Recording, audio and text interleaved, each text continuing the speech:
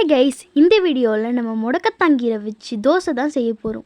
இது ரொம்பவே சிம்பிள். கடாயை கேஸில் வச்சு ஆன் பண்ணிக்கலாம். அதுக்கப்புறம் பறித்த முடக்கத்தாங்கீரையை நல்லா கழுவி எடுத்துக்கலாம். இதோட சீரகம், பச்சை மிளகா, பூண்டு, மிளகு இதையும் சேர்த்துக்கலாம். நெக்ஸ்ட்டு நம்ம சூடு பண்ண கடாயில் இது எல்லாத்தையும் போட்டு நல்லா வறுத்து எடுத்துக்கலாம். இதுக்கப்புறம் நம்ம கழுவி வச்ச முடக்கத்தாங்கீரையை அதில் போட்டு நல்லா வறுத்து எடுத்துக்கலாம். நல்லா க்ரீனிஷாக வர மாதிரி இந்த மாதிரி வறுத்து எடுத்துக்கலாம். அதுக்கப்புறம் இதை எல்லாத்தையும் ஒரு மிக்சியில் போட்டுக்கலாம். நல்லா அரைச்சி எடுத்துக்கலாம்.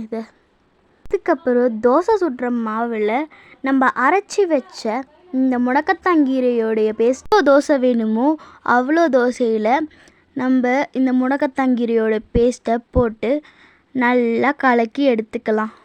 இது மூட்டு வலி வயசானவங்களுக்கு எல்லாருக்குமே இது நல்ல ஹெல்த்தியானதாக இருக்கும். அதுக்கப்புறம் அது தோசைக்கல்லில் போட்டு நல்லா சுட்டு வறுத்த உடனே திருப்பி எடுத்துக்கலாம். நம்மளுடைய முடக்கத்தாங்கீரை டிஷ் அப்புறமா ரெடி ஆகிடும். நம்ம வீடியோவை புதுசாக பார்க்குறவங்க மறக்காமல் சப்ஸ்கிரைப் பண்ணுறேங்க கைஸ்.